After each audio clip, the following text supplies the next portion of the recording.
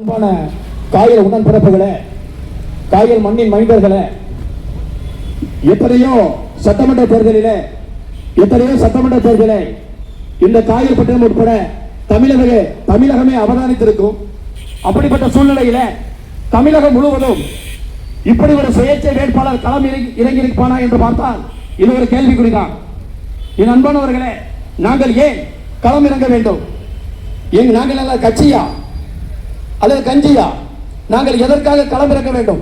எங்களது நோக்கத்தை காயல் மண்ணின் மைந்தர்கள் நீங்கள் ஒரு இஸ்லாமியனாக புரிந்து கொள்ள வேண்டும் என்று அல்லாஹ்வுடைய பாதுகாப்பை மறந்து கொண்டு எத்தனையோ கட்சிகள் இருந்த பொழுது கூட ஒரு குறிப்பிட்ட கட்சியை காட்டிக்கொண்டு இவர்தான் எங்களுடைய பாதுகாவலர் என்று வெட்கமின்றி உரைத்துக் கொண்டு இருக்கக்கூடிய இந்த தமிழகத்தில், இந்த தமிழக முதல்வரிடத்தில் ஒரே கேள்வி இந்த இடத்தில் நான் கேட்கின்றேன்.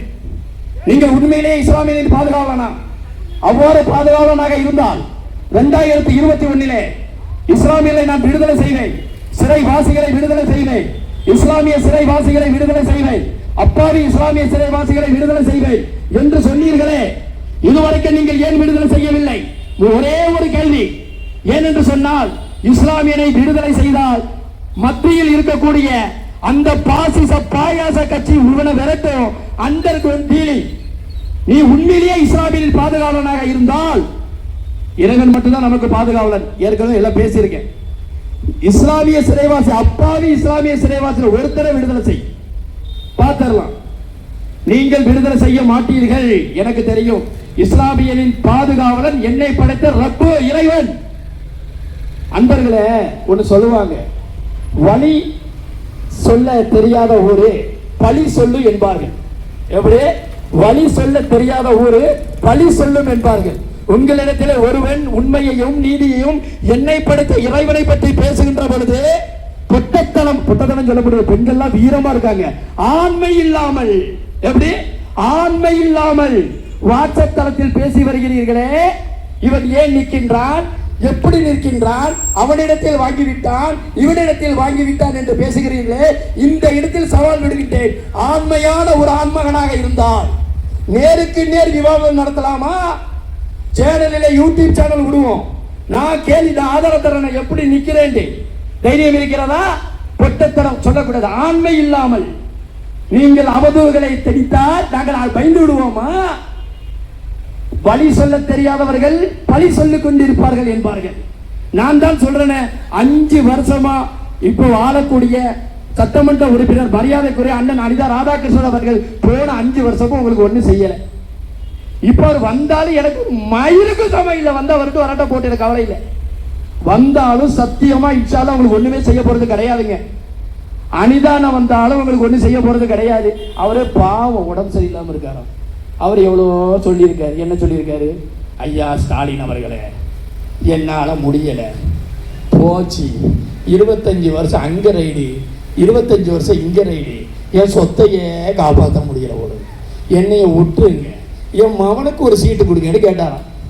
அவர் எப்படி தான் மகனார் தான் கொடுப்பாரு துணை முதல்வர். ஸ்டாலின் சார் தான் மகனுக்கு கொடுப்பாரு, உன் மகனுக்கு தருவாரா? தரமாட்டார். அதுக்கப்புறம் அப்படி சுற்றி உடச்சி பார்த்துருக்காங்க. அண்ணாச்சியை விட்டு அவரை யாருமே இல்லை. ஆமா, எப்படி செஞ்சிருக்காரு காயல் பண்றதுக்கு, போறவனுக்கெல்லாம் உதவி, அள்ளி அள்ளி உதவி இல்ல. அதனால பார்த்து அண்ணாச்சியை நிப்பாட்டியாச்சு. நிப்பாட்ட போற போக்க பார்த்தா துணை முதல்வர் சொன்னாராம், ஒரு தகவல் வருது, திருச்செந்தூர் தொகுதியில் அண்ணாச்சிக்கு இந்த தடவை கொடுத்தே இருக்கக்கூடாதுன்னு சொன்னாராம். எங்க இப்ப அண்ணாச்சி வந்தாலும் உங்களுக்கு ஒன்றும் செய்ய போறது கிடையாது. இந்த பக்கத்துல ஒருத்தர் இருக்கான், KR ராதாகிருஷ்ணன் வரான், எனக்கு தெரிஞ்சவர் தான், இல்லைன்னு சொல்ல அமெரிக்காரன் தானே.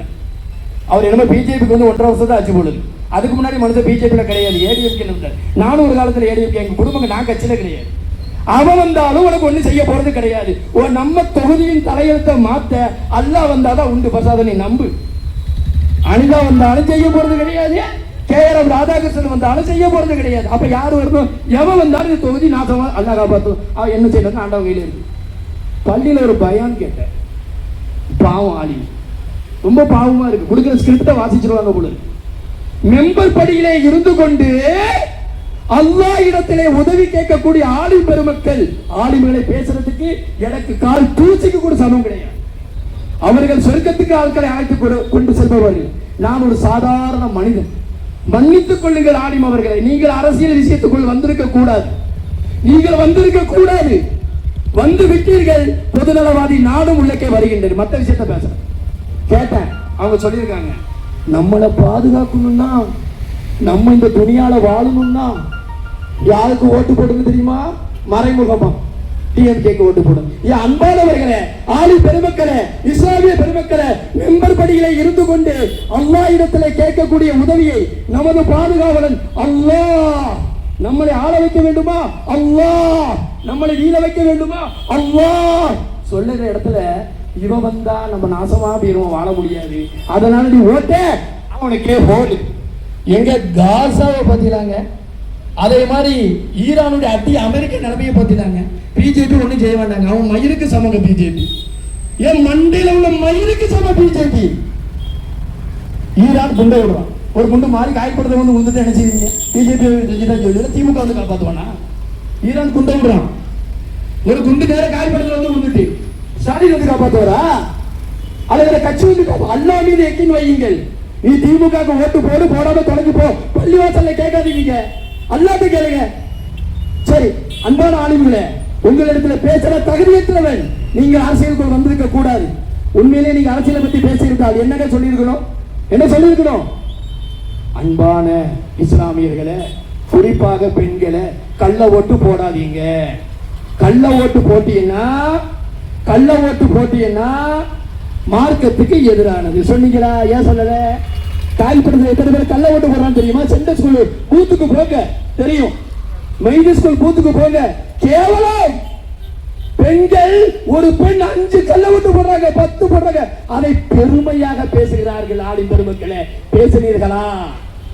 கள்ள ஓட்டு போடுவது தவறு என்று சொன்னீர்களா? அதை சொல்லுங்க. இரண்டாவது, ஆட்சியாளரை தேர்ந்தெடுக்கின்ற பொழுது காசு இன்னைக்கு வரும், 2000 3000 வருதா? வந்தால் காசு வாங்கிவிட்டு ஓட்டு போடுவது சரியா?